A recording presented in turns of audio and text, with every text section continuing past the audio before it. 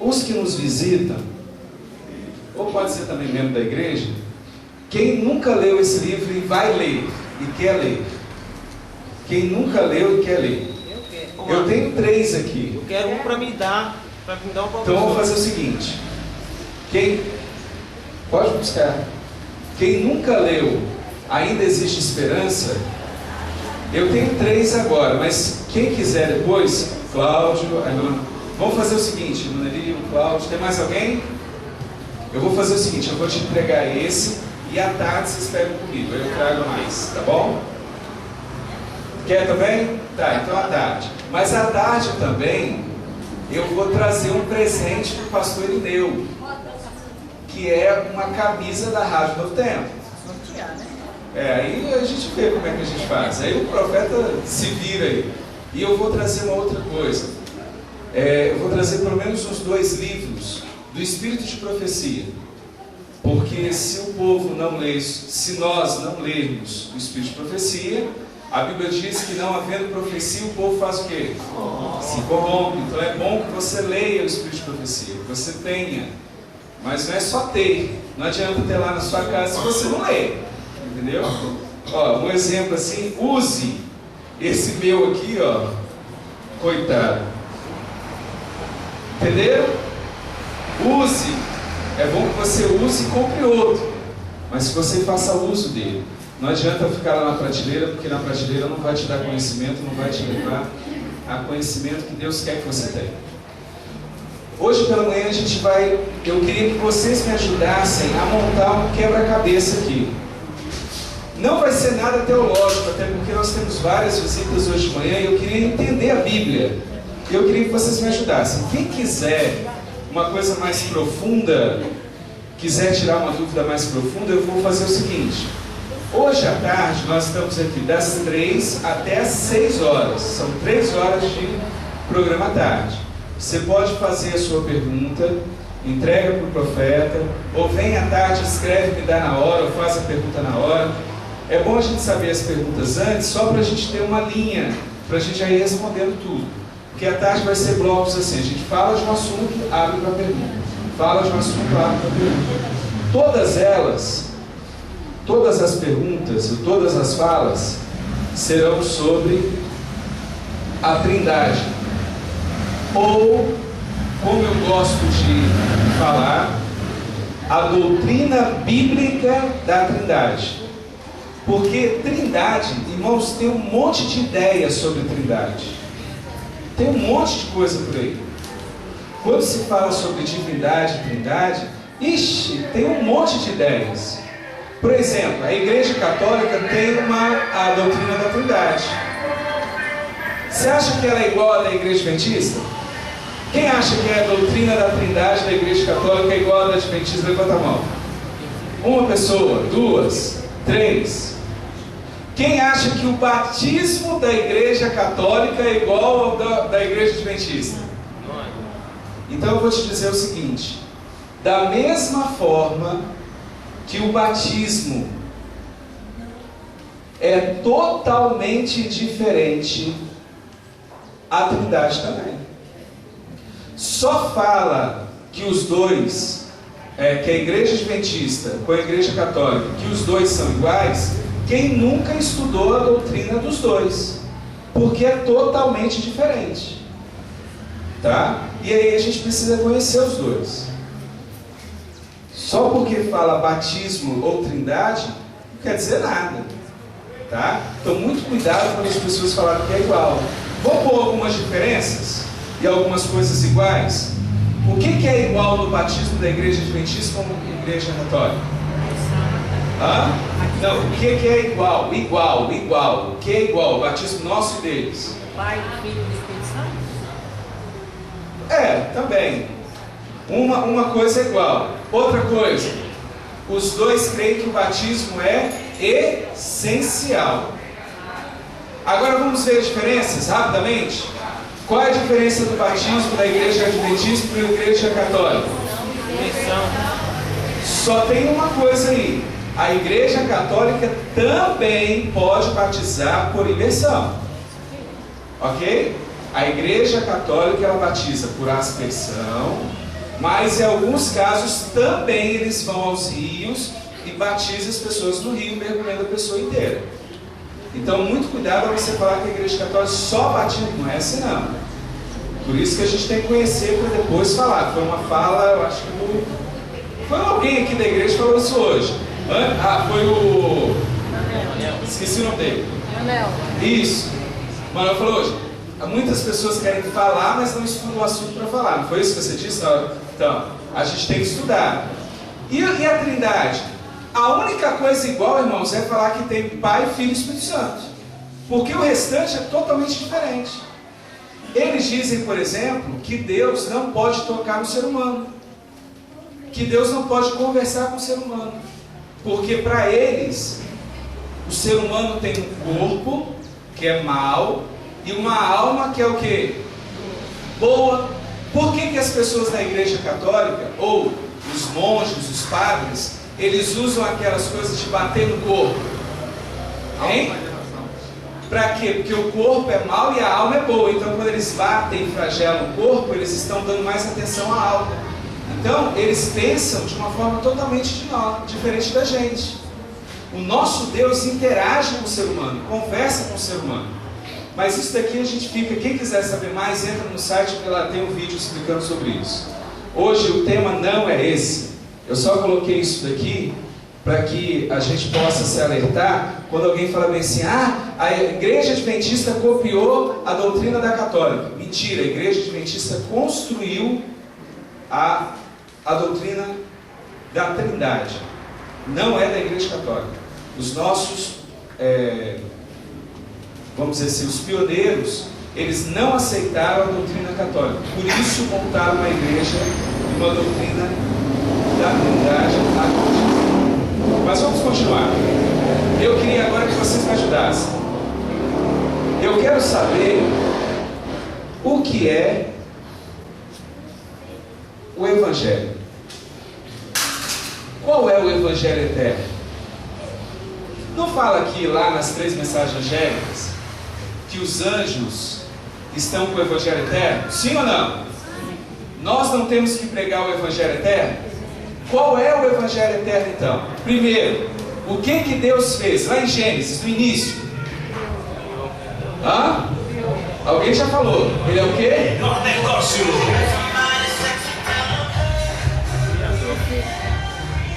Deus é o quê, irmãos? Criador. Depois que fez a criação, Ele conversou com os patriarcas. Você lembra de algum patriarca que ouviu? Ele ouviu e ele viu a Deus? Alguém lembra de algum patriarca que ouviu e viu a Deus? Abraão. Calma aí. Abraão viu ou não viu? Eu gosto de uma expressão que fala bem assim, lá em Gênesis 12, tá lá, depois quem quiser eu mostro. Eu falei que aqui não é teológico agora. Uma hora que Abraão conversou com Deus, e quando terminaram de conversar, Deus começou a se elevar na frente dele e subiu até nas nuvens. Igualzinho como Cristo fez lá no Novo Testamento. Depois vocês vão entender por que foi igual. Mas vamos continuar. Além de Abraão, quem mais? Moisés. Moisés. Quem mais? Enoque. Quem mais? Eu vou colocar Enoque aqui embaixo. Olha, eu vou começar a abreviar o nome desse povo. Enoque, mais quem? Só? Lá no Velho Testamento. Quem? Quem? Noé conversou com Deus. Conversou ou não conversou? Sim, conversou. E Jacó não conversou? Jacó saiu até no tapa. Foi ou não foi? Eu estou brincando, eu estou falando sério. Ele saiu no tapa. Está lá em Gênesis 35. Acho que é 35. Confere aí para mim. Eu falei que não ia dar passagem agora. Mas quem quiser, eu tenho todas elas ali. Mas quem? Isaac. Conversou ou não? Isaac. Quem mais, irmãos? Eu vou parar de escrever. Quem mais viu a Deus face a face? Quem? Jó. Isso. Quem mais? O pai de Sansão e a mãe de Sansão, viram ou não? Viram ou não? O pai virou para a esposa e falou bem assim: olha, nós vamos morrer porque nós vimos a Deus. Quem mais? Josué.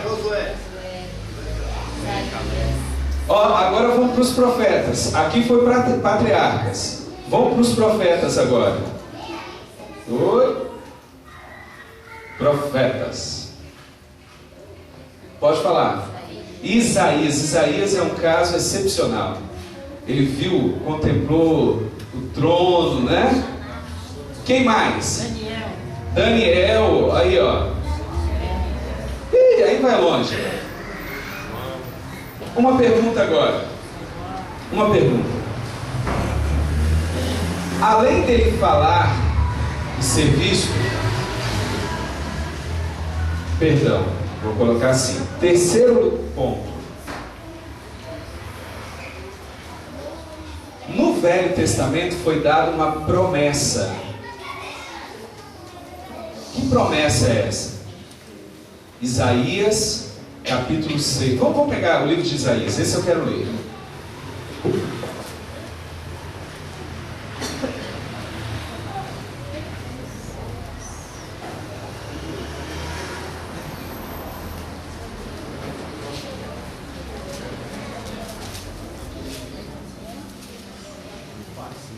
O capítulo 6 foi uma visão que Isaías teve do trono de Deus. No capítulo 7, ele deu a promessa. Então, Isaías 7,14. Quem pode ler para a gente? Portanto, mesmo o Senhor vos dará um sinal. Eis que uma virgem conceberá e dará à luz a um filho, e será o seu nome Emanuel. Aí diz que uma virgem ficaria grávida e daria um filho, e o nome desse filho seria como? Como que é a tradução do nome Emanuel? Está lá em Mateus capítulo 1, 23. Diz o que lá? Deus conosco. Então a promessa é que o Deus estaria conosco. É só essa a promessa? Não. Isaías capítulo 9, os versos 6, verso 6 só. Isaías 9, 6. O que está escrito aí? Porque um menino nos nasceu, um filho se nos deu, e o principado está sobre os seus ombros, e o seu nome será maravilhoso, conselheiro, Deus forte, Pai da eternidade, príncipe da paz. Olha, irmãos, deixa eu te perguntar uma coisa. Pelo que a gente está vendo aqui, o Evangelho Eterno diz que Deus é o Criador, que o Deus veio e criou tudo. Esse Deus conversou e falou e foi visto pelos homens. Alguns deles não só foi visto, mas tocou no ser humano, certo? No caso de Jacó, no caso de Moisés, no caso de Abraão, ele sentou e comeu junto com Abraão. Então, na realidade, aqui você tem os patriarcas se envolvendo com Deus. Depois tem uma promessa. Sabe o que acontece? Hoje estão querendo quebrar o Evangelho Eterno. Sabe como que estão quebrando o Evangelho Eterno? Simples. Eu queria te fazer uma pergunta. Quem é esse Deus? É o Pai? Será que é o Espírito Santo? Ou será que esse Deus que nós estamos falando é o Filho? Quem foi que fez isso daqui?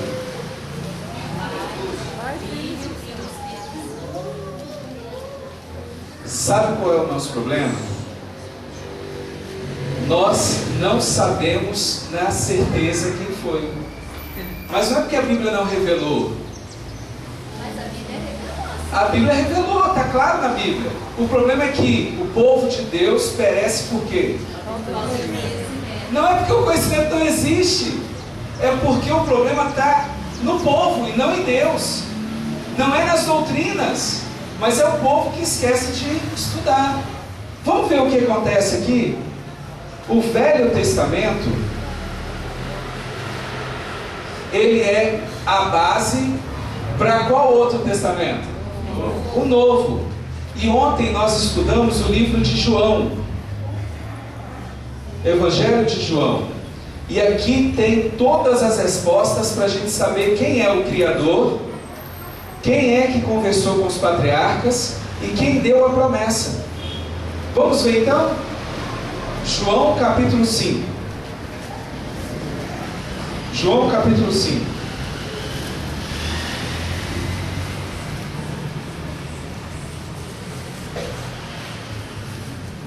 João capítulo 5. Por favor, não se espante agora. O problema não é que você vai ver algo novo. É que você está lendo a Bíblia, quem vai se espantar agora, e não percebeu o que João estava dizendo. E aí eu gostaria de lembrá-lo de uma coisa. Os últimos dias, eles são perigosos. Não é porque o ser humano não é religioso. Não é isso. Os últimos dias são perigosos porque o ser humano deixou de colocar a vontade de Deus na frente daquilo que o ser humano acha que é certo. E isso não começou agora, isso veio dos primeiros homens pisando na terra. Quem eram os filhos de Adão? Abel? Os dois eram religiosos ou não? Sim ou não? Todos os dois levantavam o altar. Todos os dois faziam culto a Deus. Qual era a diferença dos dois?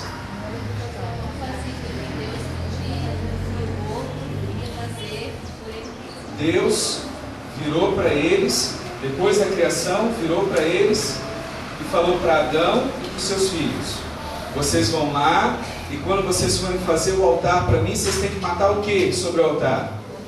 Um cordeiro. Abel levou o que? Cordeiro. E Caim? Caim levou o melhor que ele tinha. Levou ou não levou? A Bíblia fala que ele levou o melhor que ele tinha. Só que a pergunta, irmãos, não é se você está vindo para a igreja trazendo o melhor que você tem. A pergunta é se Deus está pedindo isso de você. Deus não pediu para Caim trazer o melhor dele. Deus virou para Caim e falou assim: olha, eu sei que você é inteligente, eu sei que você sabe fazer as coisas, mas eu não quero os frutos da tua mão. Eu quero um cordeiro. Eu não quero que você ache o que é o melhor para mim. Eu já sei o que eu quero. O problema de Caim não foi não ser religioso. O problema de Caim foi levar aquilo que Deus não tinha pedido. Ele se colocou acima da vontade de Deus. O grande problema do ser humano é querer fazer o que ele quer, não o que Deus quer. Por que você ainda não é reformador de saúde? Por que nós todos aqui não somos vegetarianos? Porque nós colocamos a nossa vontade acima da vontade de Deus. Por que nem todos são dizimistas? Por que um ou outro acaba caindo ao sábado? Por que às vezes tem um irmão da igreja que tem uma língua maior do que sua própria boca? Já pensaram nisso? É porque nós nos colocamos acima da vontade de Deus. Pense muito bem nisso. E veja o que a Bíblia fala sobre Deus e sobre quem Ele é. Porque isso é muito importante. Principalmente para a adoração. Estão colocando um Deus que não é o Deus bíblico. Isso não pode acontecer.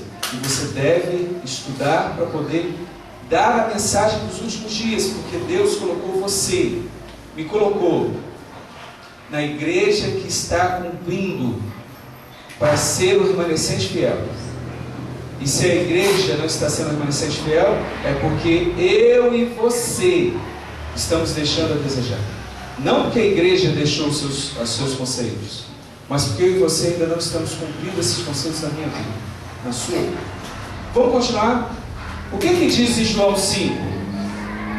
Primeira coisa, a pergunta que eu quero fazer para a Bíblia, e o próprio Jesus Cristo que vai responder nas falas de João, é o seguinte: O Pai, Ele é o Criador, foi Ele que falou, que foi visto e que tocou nos patriarcas, foi Ele que intercedeu, foi Ele que deu a promessa. Vamos ler então, capítulo 5, verso 37. Quem pode ler bem alto para mim? O Pai que me enviou, esse mesmo é que tem dado testemunho de mim. Jamais tendes ouvido a sua voz, nem visto a sua forma. Pergunta, de acordo com o texto que acabou de ser lido, o Pai foi visto por alguém? Alguém já viu a forma dele? Então, irmãos, o Deus que conversou com todos eles não é o Pai. Repete o texto, é ou não é? Alguém tem dúvida sobre isso? Ali diz o quê? Olha só a frase: jamais tendes ouvido a sua voz, e nem visto. Ninguém no Velho Testamento viu a presença de Deus. Deus Pai. E estão dizendo, então, não é. Peraí, então deixa eu entender. Davi, então, quando conversava com Deus, o Salmo 23 não é para Deus Pai. Quem é o nosso pastor? Quem é o nosso pastor? Jesus, irmãos. E Ele é o nosso pastor no Novo e no Velho Testamento. O Salmo 23 não foi escrito para Deus Pai, foi escrito para Jesus Cristo. Quem foi que escreveu os 10 mandamentos? Quem foi que falou os 10 mandamentos? De acordo com os textos de João, nunca, jamais alguém ouviu a voz do Pai. A voz do Pai só se apresenta na Bíblia, no Novo Testamento. Começa a aparecer no batismo, quando Ele fala: eis meu Filho amado em quem eu tenho muito prazer. Aí foi a primeira vez que apareceu a voz de Deus Pai. O nosso problema é que nós precisamos ler a Bíblia do jeito que ela é. Mas acaba aí? Não. Vamos continuar o texto? Só para nós não perdermos tempo, passa para o verso 39. Examinais as Escrituras, porque julgais ter nela a vida eterna, e são elas que testificam de mim. Espera aí, irmãos, deixa eu entender uma coisa. Aí está dizendo então que João diz assim: estudai as Escrituras, Velho Testamento, porque elas testificam de quem? De mim. O que está escrito no Velho Testamento é referência a quem? Você tem alguma dúvida ainda? Então eu vou te mostrar mais um texto. Passa continuando em João, lá no capítulo 8, João capítulo 8,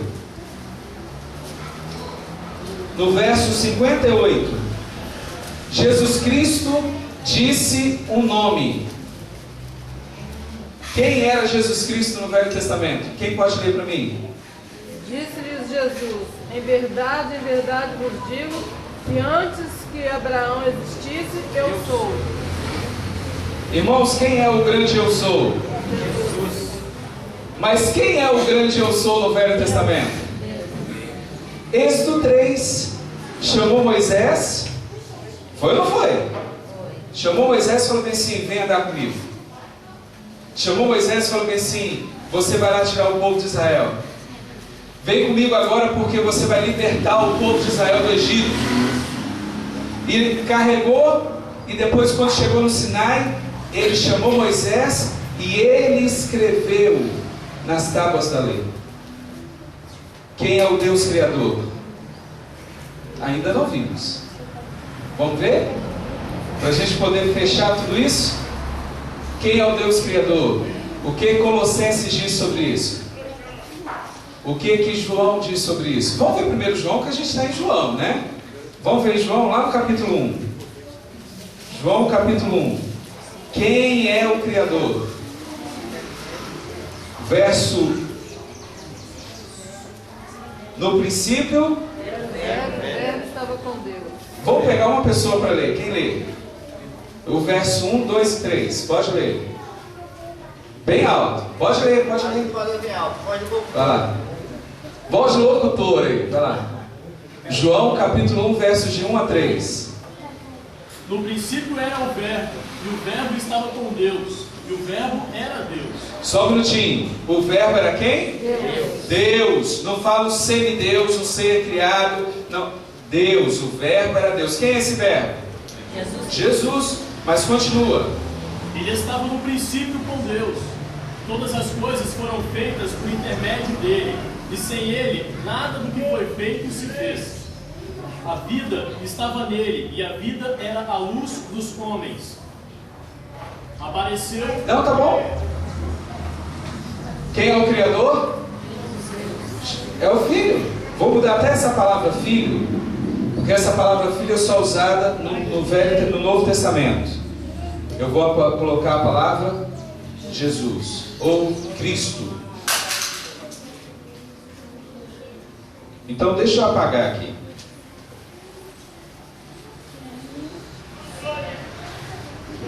Jesus Cristo é o Criador ou não? João diz que é. Paulo, lá em Colossenses capítulo 1, diz que também é. Diz que ele é a primazia da criação, o primogênito de toda a criação. E João fala que o verbo criou, sustém tudo. Foi Cristo que conversou com os patriarcas ou não? Sim ou não? Foi, porque o Pai não foi visto por ninguém, jamais foi visto. Os profetas a mesma coisa. E agora, essa promessa é de Cristo ou não é? É ou não é? Quem que nasceria e seria dado o nome dele de Emanuel? Quem é chamado por Isaías Deus forte? Pai da eternidade.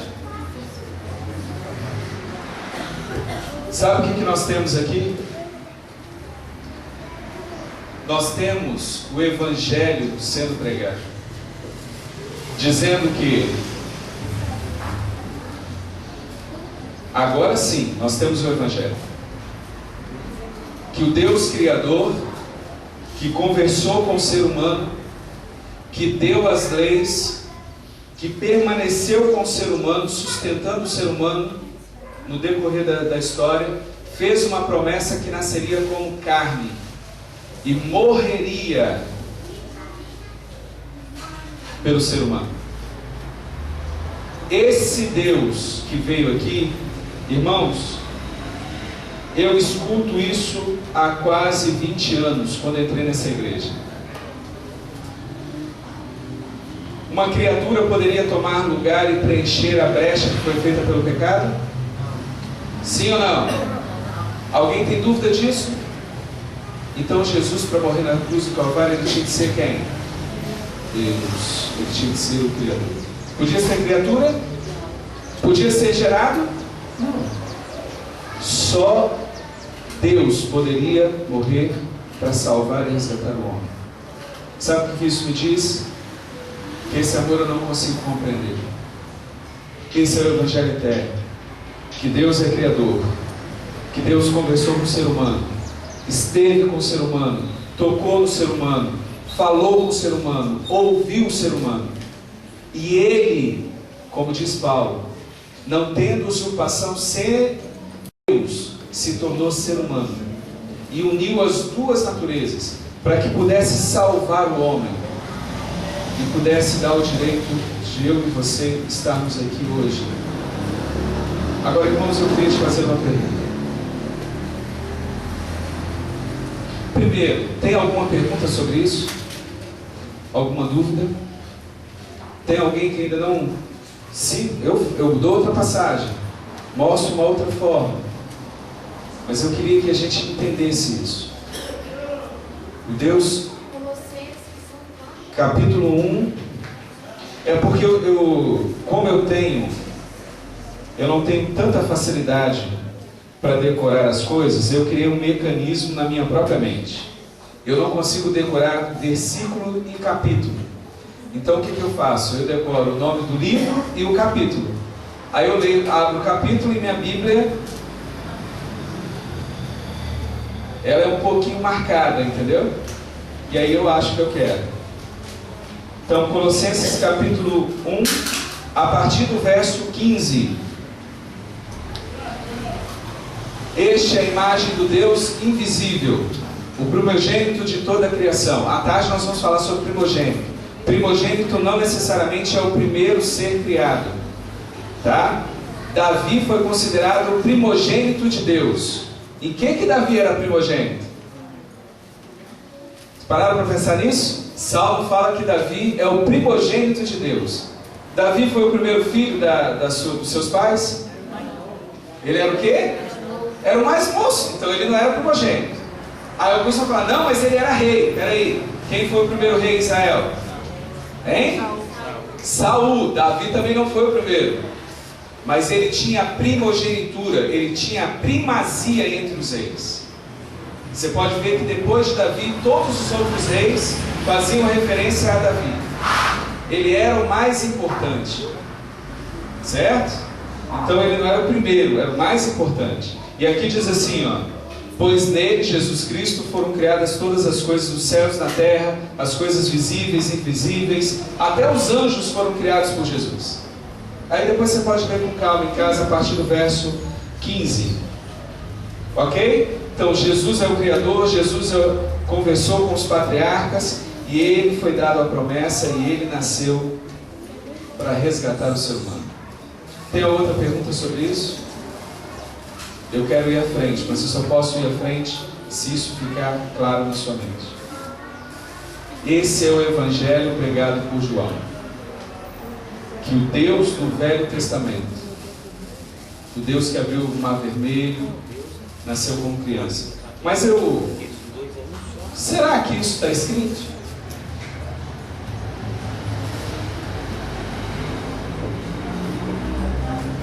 As pessoas dizem que não, isso é novo. Isso não é novo, irmãos. A nossa igreja nasceu com essa doutrina, foi construída com essa doutrina.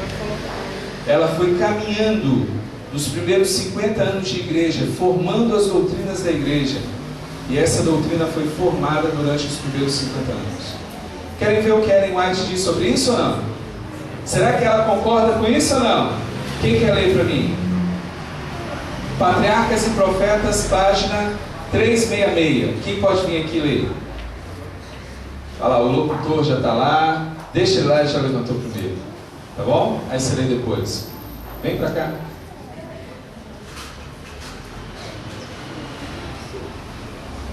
Ó, eu vou te perguntar. Eu não vou ler tudo, você pode ler na sua casa, mas eu quero saber de Ellen White se isso daqui é verdade, ok? Então a primeira coisa seria o seguinte, você pode ler aqui, ó. Falando sobre Jesus, olha só o que ele diz. Ele está falando sobre Jesus, aí olha só o que Ellen White vai falar. Foi ele que se revelou aos patriarcas, Adão, Noé, Abraão, Isaque, Jacó e Moisés compreenderam o Evangelho. Inspiravam a salvação por meio do substituto e fiador do homem. Esses santos homens da antiguidade entretinham comunhão com o Salvador, que viria ao nosso mundo em carne humana. E alguns falaram com Cristo e os anjos celestiais face a face. Primeira coisa, Ellen White concorda que os patriarcas conversaram com Jesus, sim ou não? Sim. Pode continuar. Cristo não somente foi o guia dos hebreus no deserto, o anjo em que estava o nome de Jeová e que, velado na coluna de nuvem, ia diante das hostes, mas foi também ele que deu a Israel a lei. Por entre a tremenda glória do Sinai, Cristo declarou aos ouvidos de todo o povo os 10 preceitos da lei de seu pai. Foi ele que deu a Moisés a lei gravada em tábuas de pedra. Uma pergunta: quem que falou a lei? Jesus. Quem que escreveu a lei? Jesus. Obrigado. Foi Cristo que falou a seu povo por intermédio dos profetas.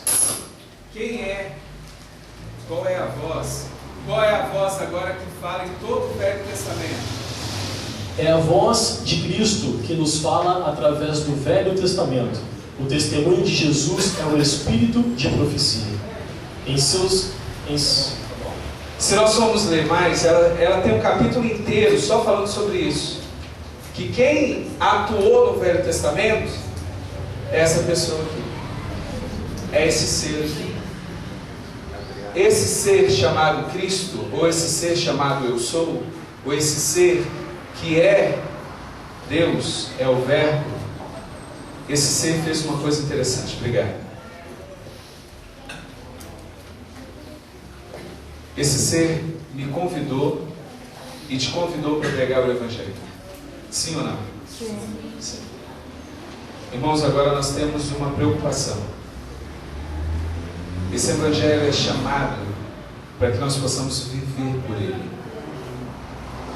Eu vou contar uma história para vocês. Vou pegar esse daqui, tá? Que o cabo já está pela frente aqui.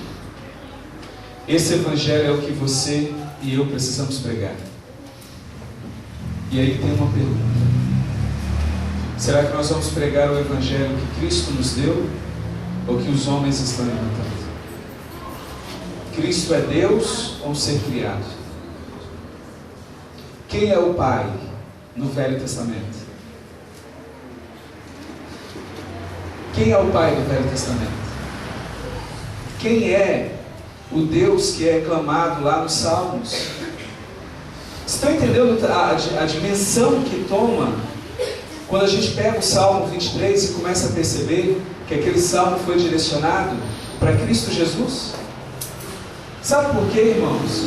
Porque quando Davi fugia e tinha sua vida, como eu e você temos problemas muito pesados hoje, quando alguém está brigando pela morte, brigando com a morte, quando alguém está brigando e não tem comida para levar para dentro de casa, quando alguém está doente, quando alguém está sendo lá no seu trabalho sendo perseguido, essa pessoa pode olhar para o Velho Testamento e perceber que Deus sempre esteve com o seu povo.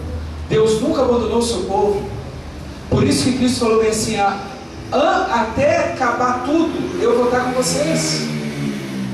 Eu serei o seu guia, porque Ele é Emanuel. Ele é Deus conosco. Pode falar. Marcos,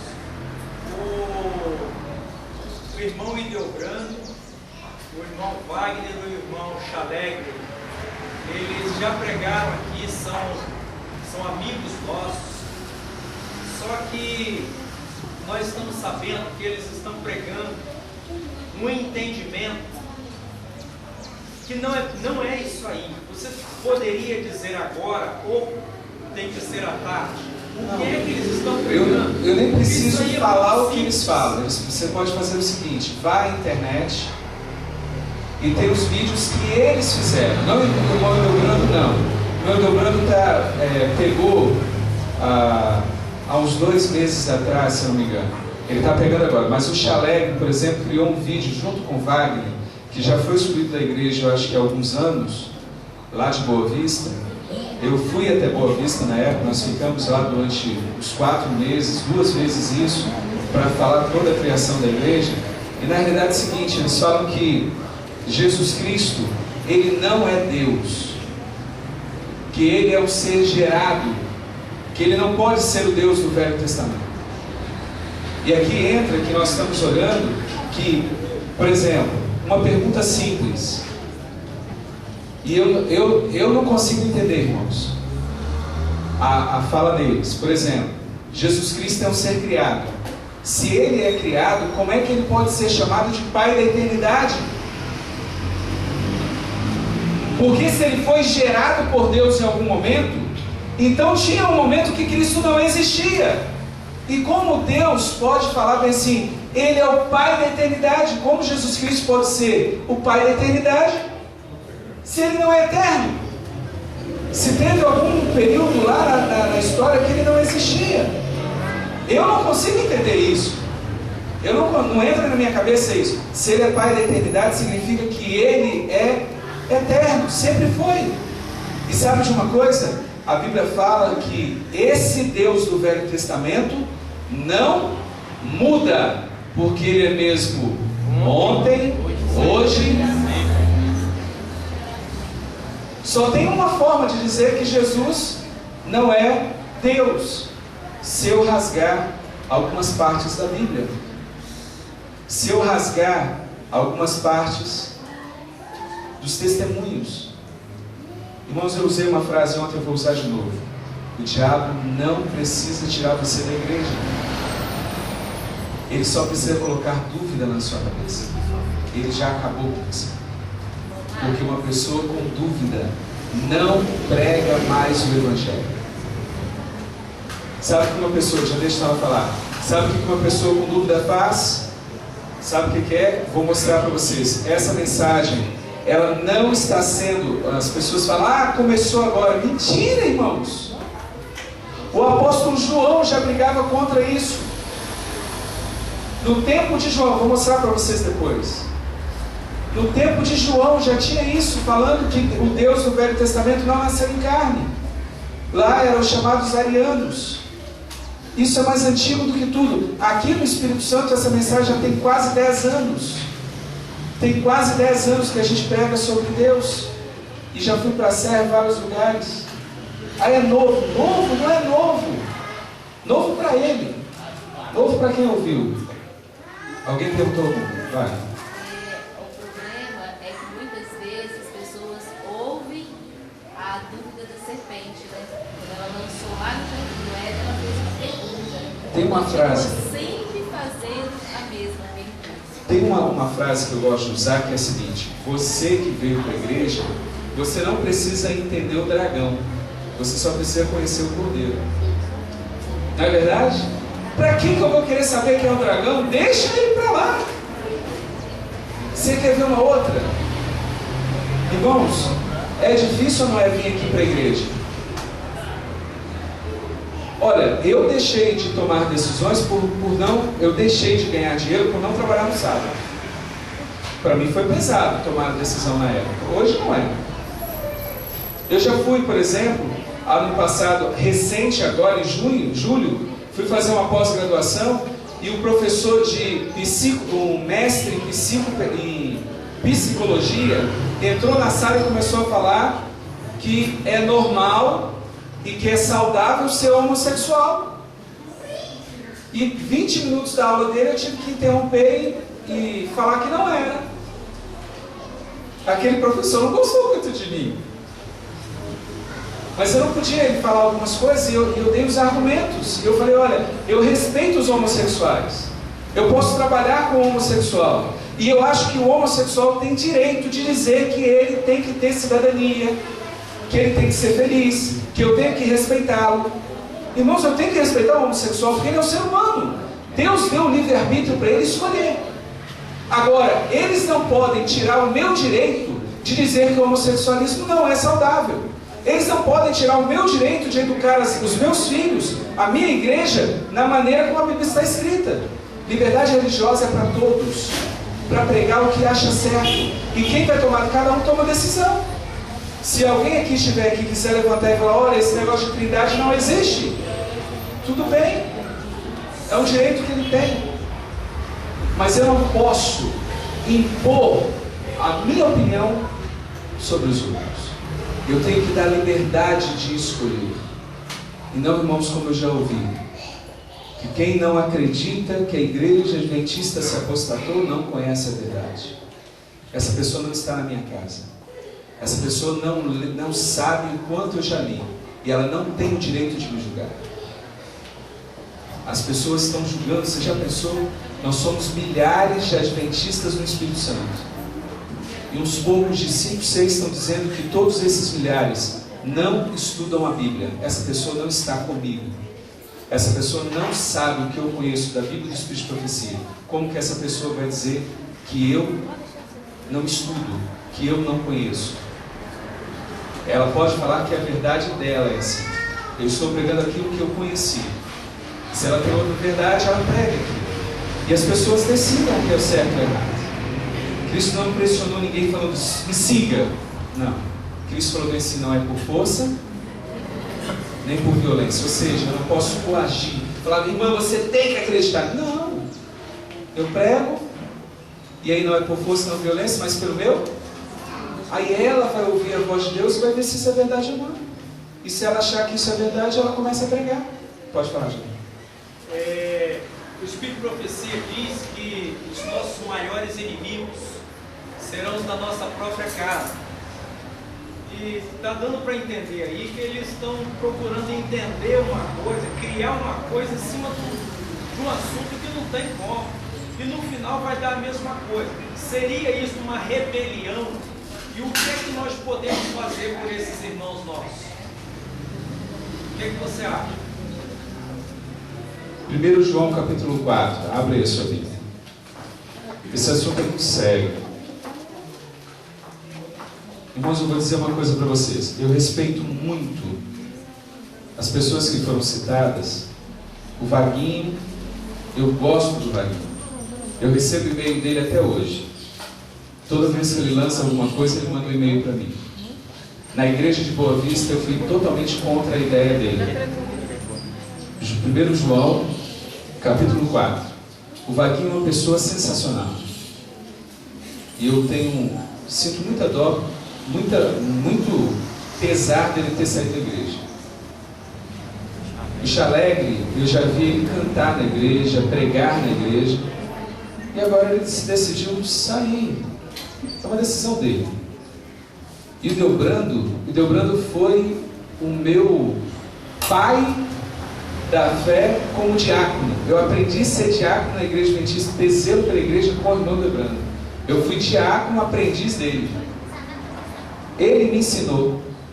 Irmãos, eu tenho orgulho disso. De falar que esse irmão Delbrando fazia a gente chegar às 7 da manhã no sábado para cuidar da igreja. 7 da manhã. Se tivesse chovido, a gente teria que ir lá enxugar a igreja, porque era a casa de Deus e quando as pessoas chegassem, estariam prontas. Meu irmão Delbrando prega muito. Eu falei com ele para ele vir. Eu visitei semana passada, ficamos 3 horas lá na casa dele e liguei para ele depois. Mas ele não crê mais como a gente crê. Se você tiver dúvidas, se tiver alguém com dúvida, eu fico o tempo que você quiser. Agora, se a pessoa já decidiu de uma outra, para que você vai ficar lá? Ela já decidiu, irmãos. Não é você que vai convencê-la. Você só pode orar por eles. Agora, vamos ver o que a Bíblia diz sobre isso? 1 João. Quem escreveu o livro de 1 João? Foi o João, não foi? O apóstolo João? Não foi ele que pregou isso daqui? Agora vamos ver o que ele diz?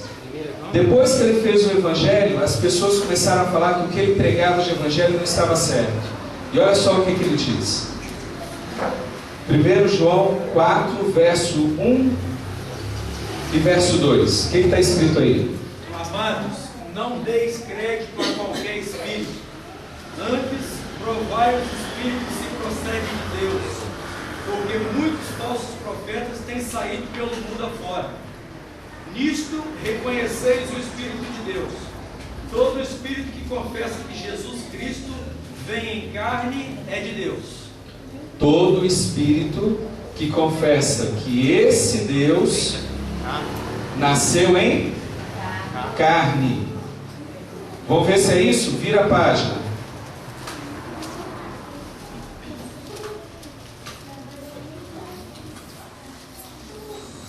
Verso 20 agora, capítulo 5, verso 20. Também sabemos que o Filho de Deus é vindo e nos tem dado entendimento para reconhecermos o verdadeiro. E estamos no verdadeiro, em seu Filho Jesus Cristo.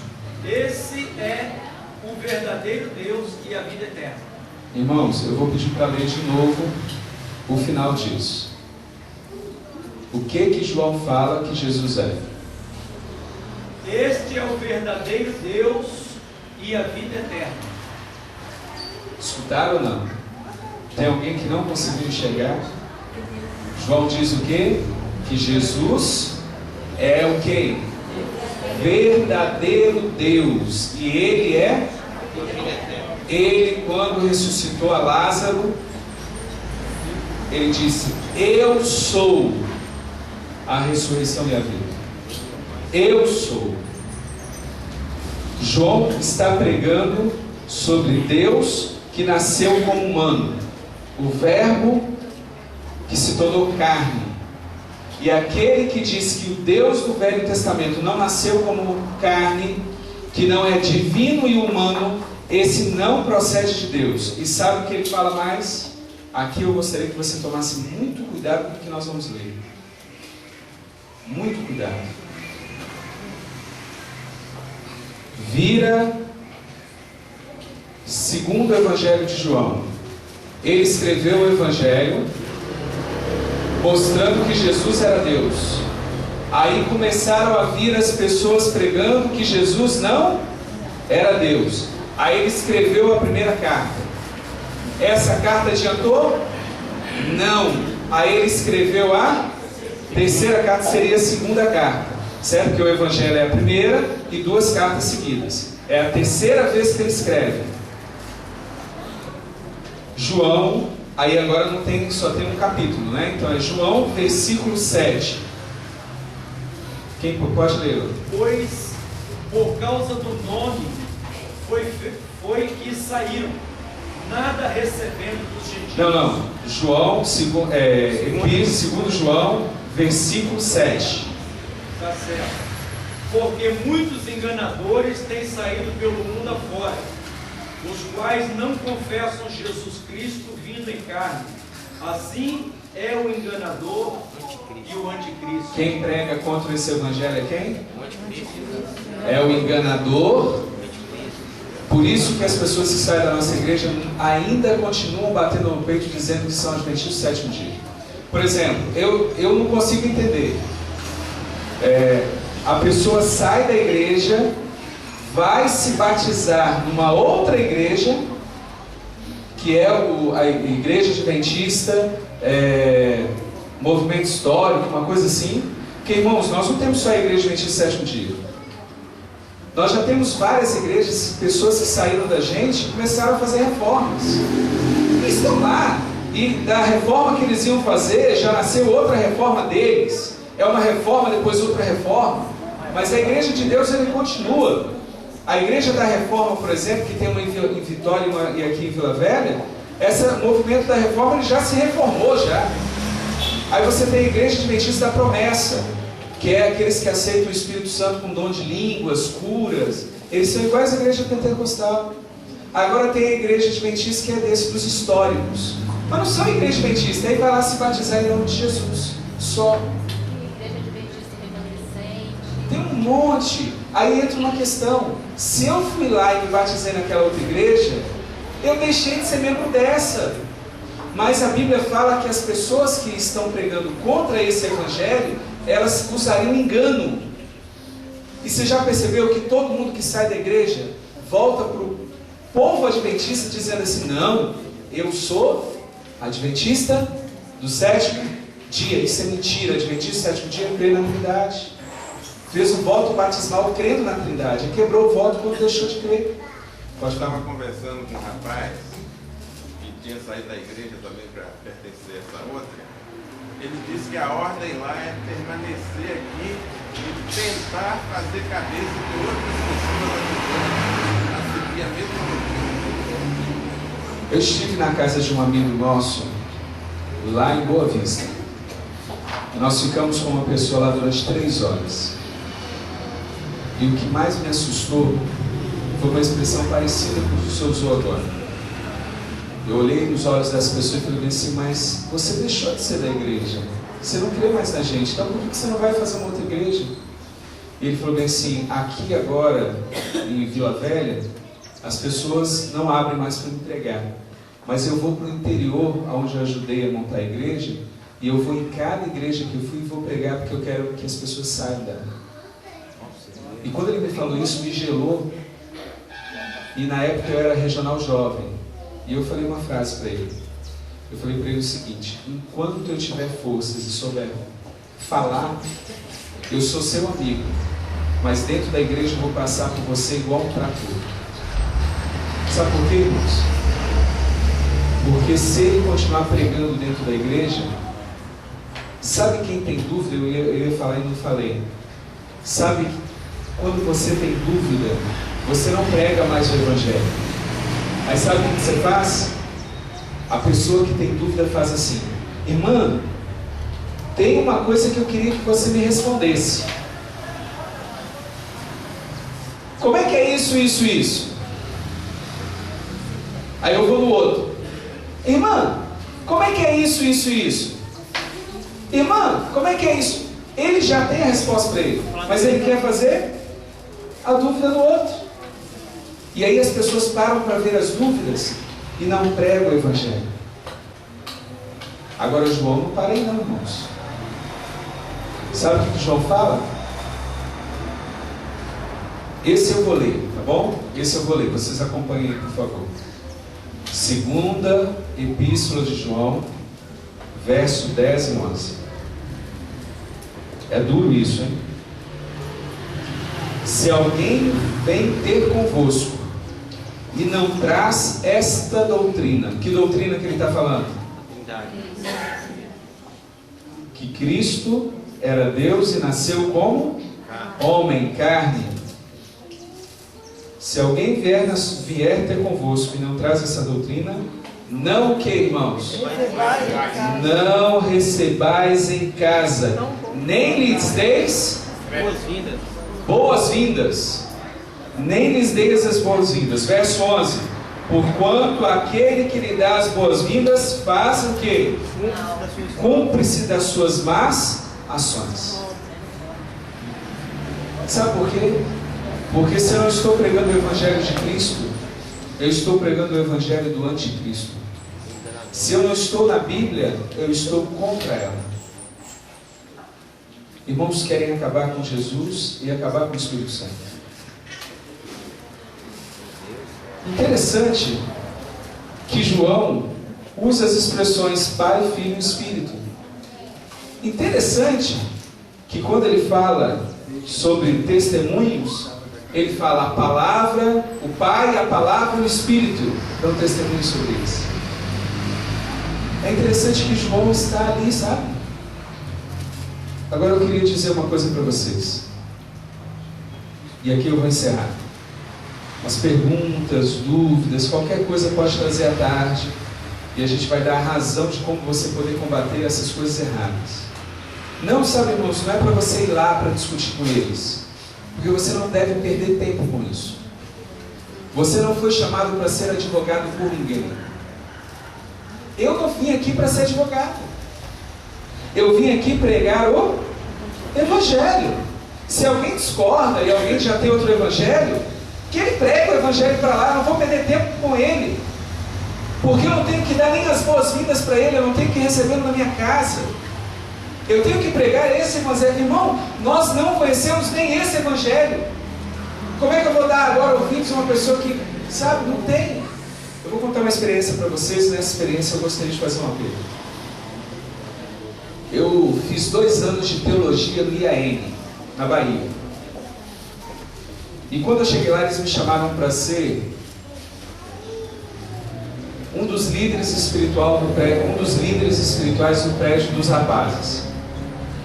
E o preceptor tinha uma semana de oração com o pastor Léo Ranzolini. E o pastor Léo Ranzolini ia fazer a semana de oração até uma sexta-feira. O preceptor, era quem cuida dos homens, virou para mim e falou bem: senhora, você vai fazer um culto 10 horas da noite com o pessoal, tá bom? Quando apagar as luzes, você faz o culto no meio do prédio. O prédio é retangular assim, só que ele é no meio, ele tem grama.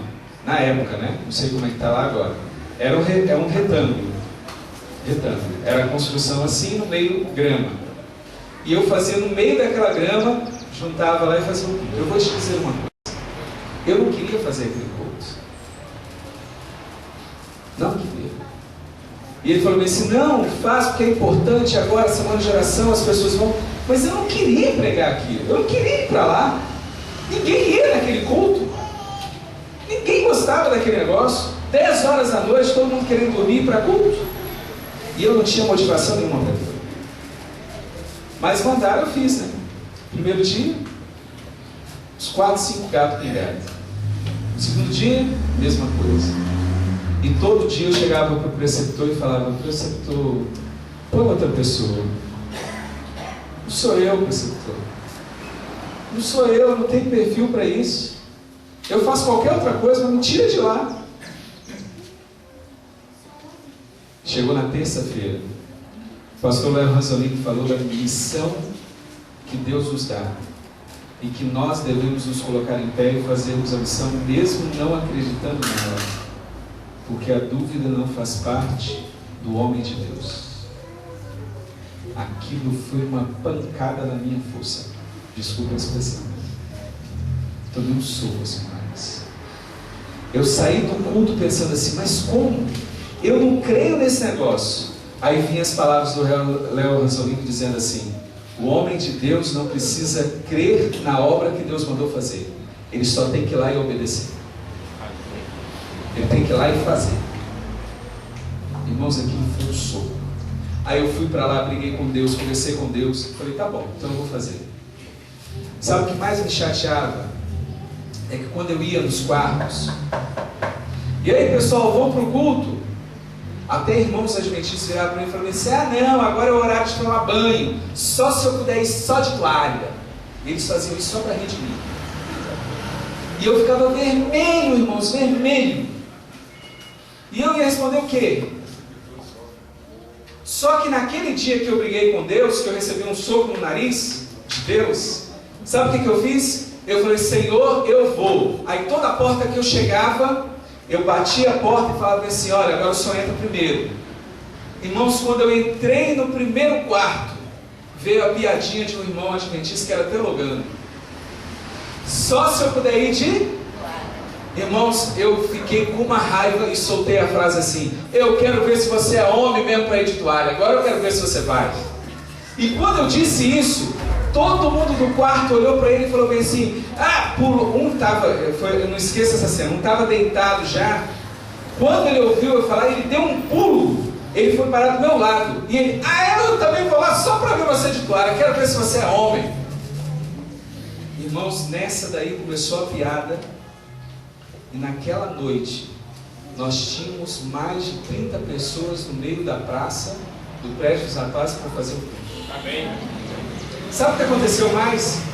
Eu sou considerado o tapa-buraco. Se precisar de um sermão, me dá 5 minutos e eu faço sermão. No tempo que a pessoa quiser, mais ou menos. E chegou na hora do culto, e eu de Bíblia debaixo do braço, irmãos, não veio nada. 30 pessoas, mais de 30 pessoas, e o pregador não sabia falar nada. E eu olhava a Bíblia de um lado, olhava a Bíblia do outro e nada. Aí fizeram oração, cantaram o hino, chegou a hora. Agora, aí o outro bateu assim: pode falar, Marcos. E eu olhei para a cara daquelas pessoas e falei assim: gente, eu me planejei e nessa noite eu não vou pregar. Vocês vão falar os testemunhos. Mentira, não tinha planejado nada. Mas quando eu falei assim: vocês vão dar os testemunhos, um levantou a mão e falou assim: eu quero ser o primeiro. E ele começou a dizer assim: olha, era para mim estar morto. Eu sou adventista de berço. Eu estava pegando drogas lá fora e levando para os jovens da minha igreja. Eu estava sendo traficante dentro da minha igreja e ninguém sabia. E aconteceu um acidente comigo e Deus me preservou a vida. E quando eu saí daquele acidente, que eu saí do hospital, eu virei para Deus e falei assim: eu vou ser pastor. E eu estou aqui fazendo teologia porque Deus salvou a minha vida e eu não mereci estar aqui. Irmãos, eu me arrepiei. E daqui a pouco levantava a mão: eu também quero falar. Eu também quero falar. Aí o outro pegou um violão, correu no quarto, pegou um violão e falou assim: eu não quero falar, eu quero tocar. E ele começou a cantar uma música e falou assim: essa é uma música que fala da minha vida. E as pessoas se emocionaram, quem estava na roda. Naquele momento eu tive uma ideia. Eu saí correndo da roda, fui ao preceptor e falou: olha, eu quero fazer uma serenata no prédio das meninas. Ele: tá, é só você falar o dia que a gente marca. Eu falei: não, você não entendeu, eu quero a serenata hoje. Ele falou: Marcos, você está maluco, não dá para fazer. Eu falei: não, hoje, sabe por quê? Nós estamos com mais de 30 pessoas lá naquele culto que você mandou fazer e agora está uma bênção, eu quero levar essa bênção para lá. Não é para namoro, é para nós falarmos da volta de Jesus. Aí o preceptor olhou para mim e falou bem assim, ele deve ter olhado para mim e falou assim, esse menino está maluco, mas ele está muito empolgado. Então eu vou fazer o seguinte, não sou eu que vou cortá-lo. Aí ele virou para mim e falou assim, vai lá e liga para o prédio das moças. Se a preceptora deixar, você pode ir. Eu seguro as pontas por aqui. Quando eu liguei, do outro lado a preceptora já tinha ido embora. Mas a vice-preceptora, o nome dela Martinha, estava lá. E quando eu liguei para lá, a Martinha falou, o que você quer? Eu falei, eu quero fazer uma serenata agora. Ela, Marcos, você é maluco. Eu falei, não, vocês precisam receber a bênção que nós estamos recebendo. Sabe o que ela falou? Ela falou bem assim, pode vir. Uma coisa que não acontecia, que não era permitido. E ela falou, pode vir. Sabe o que nós fizemos, irmãos? Eu voltei para a roda, chamei os irmãos que estavam ali e falei com eles assim, olha, eu estou vendo que aqui tem uma bênção. Eu quero levar essa bênção lá para o prédio das meninas. Eu quero cantar hoje para as meninas lá que breve Jesus voltará. E sabe o que aconteceu? Aquela turma todinha aceitou o desafio.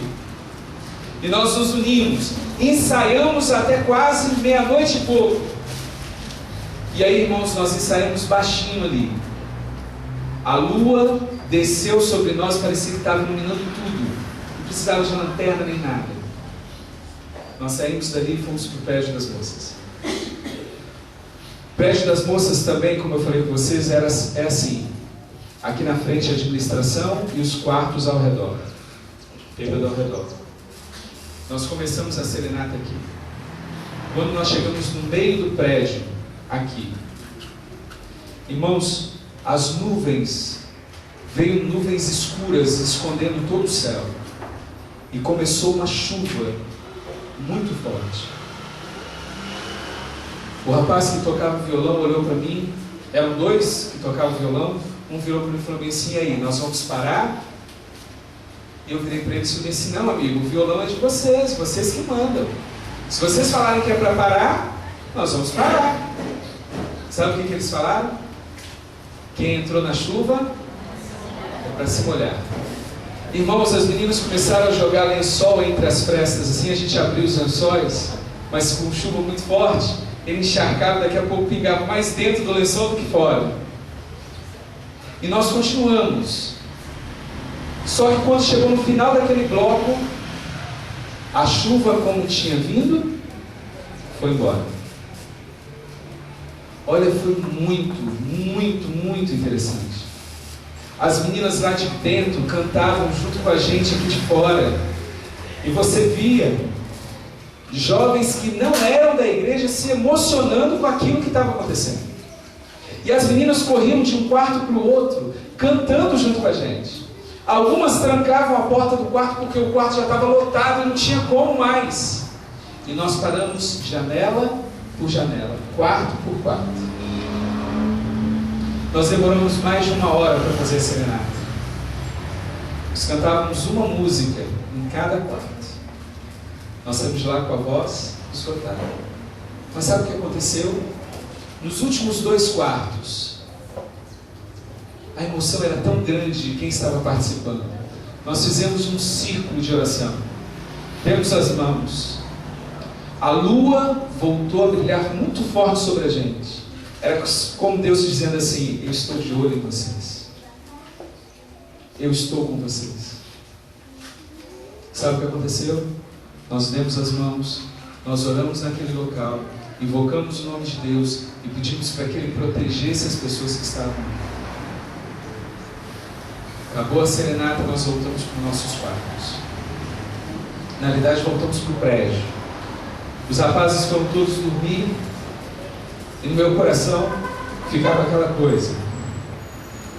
Um homem de Deus não precisa crer na sua missão, só precisa obedecer. Eu saí do prédio dos rapazes porque eu morava do lado de fora do prédio. E quando eu fui descendo para o meu quarto, fora do prédio, eu senti a presença do próprio diabo. Eu senti uma presença maligna na minha frente. O meu pensamento era voltar, porque Eu estava descendo o prédio, eu pensei em contornar o prédio e ir pelo outro lado para não ter que passar naquele local. Só que quando eu pensei em voltar, na minha cabeça apareceu uma voz dizendo assim: que cristão você é? Se você der a volta, ele também dá a volta.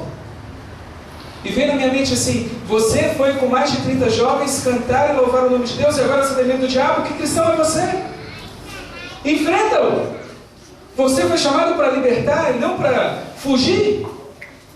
Você não veio aqui nessa manhã à toa, irmãos. Eu não vim aqui à toa. Se Deus te trouxe para cá é porque Ele quer te chamar. E Ele está te convocando. Não é pela minha fala, mas é pelo Espírito de Deus que está presente. E Ele fala aos seus filhos. Não interessa se a pessoa é bonita, feia, magra, se tem dinheiro, se não tem, se o cabelo é bonito ou não, se sabe pregar ou não. Se o Espírito de Deus quer usar, Ele usa qualquer um. Ele já usou até um animal para pregar aquilo que precisava ser pregado. Sabe de uma coisa? Eu comecei a cantar Castelo Forte. E eu canto mal a beça. Eu desafio qualquer um. Mas eu fechei os meus olhos e comecei a cantar Castelo Forte e fui descendo. Eu senti a presença maligna e eu passei pelaquela presença. E quando eu passei, as minhas pernas ficaram mais rápidas, entende? E eu fui para o meu quarto muito rápido. Aquela noite eu sonhei brigando com o diabo fisicamente. Acordei por volta de 5 da manhã. Do meu lado, Marcelo Patrocínio estava ajoelhado orando. E eu achei estranho, um clima pesado. E eu virei para o Marcelo e falei: Marcelo, o que está acontecendo? E ele virou para mim e falou assim: Marcos, durante essa noite eu não consegui dormir. Eu acordei todos os momentos. E eu senti que tinha que orar para alguma coisa. O Marcelo tinha ido conosco na serenata. Quando nós estávamos falando, entrou um amigo de quarto, que era vigia lá do IAM. Ele andava com uma escopeta lá, uma 12, e com um cachorro. E ele virou para a gente e falou assim: essa noite foi terrível, porque no Salte tinha uma risada de bruxa. E quando nós chegávamos lá perto, na capela onde nós fazíamos o culto, que chegava com a lanterna, não tinha ninguém lá dentro. E nós saímos e começava a risada de novo, e nós voltávamos para olhar e não tinha ninguém lá dentro. Nós subimos para o café da manhã. 3 pastores estavam lá. Irmãos, os pastores nunca iam de manhã no nosso prédio. Quem fazia o culto de manhã eram os líderes espirituais.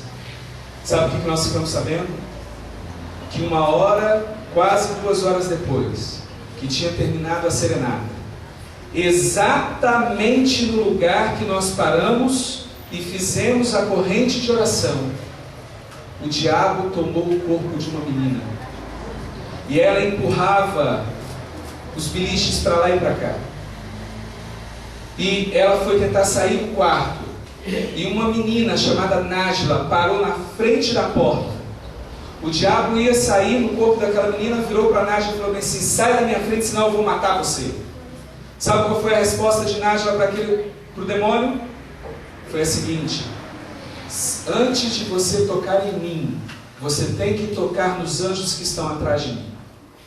Sabe o que o diabo fez? Quase quebrou o quarto, mas não encostou a mão em Nájila. Não encostou a mão em Nájila. Os pastores começaram a falar conosco e falaram bem assim: o diabo ainda está com ela lá e não quer sair.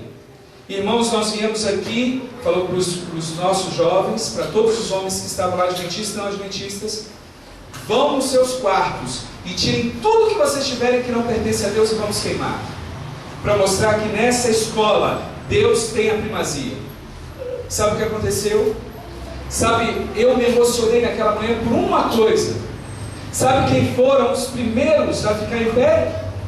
Você sabe quem foram? Os 30 que fizeram a serenata. Os 30 que deixaram Deus atuar. Os 30 que foram lá. Mais de 30 pessoas cantaram da volta de Jesus.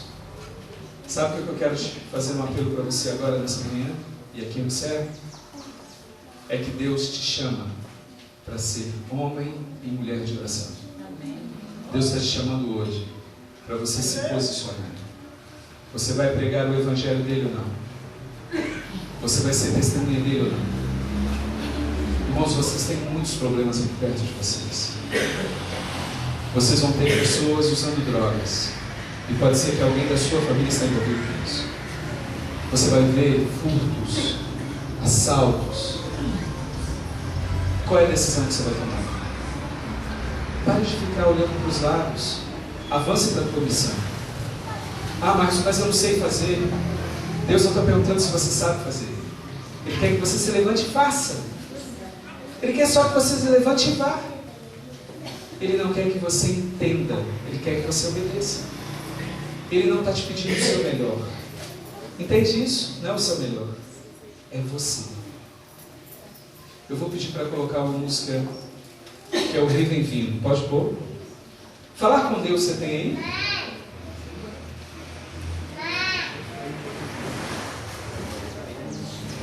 É do CD.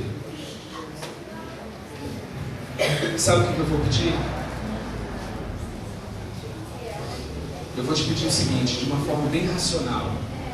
Perceba que eu não quero fazer emoção para que você tome a sua decisão. Quero de uma forma racional. Se você quer fazer, eu quero te convidar para você vir à frente. Pode ser. Enquanto a gente vai cantar de novo aquela música de início, dizendo que o mercado está vazio, as coisas estão acontecendo. Eu quero te chamar para você vir aqui na frente, para nós orarmos o nosso Deus dizendo: nós somos o teu povo. Nós queremos cumprir a tua missão. Nos dá força e discernimento, sabe, irmãos, para não abandonar a fé, para não abandonar a causa. Vamos ficar em pé? Vamos ficar em pé?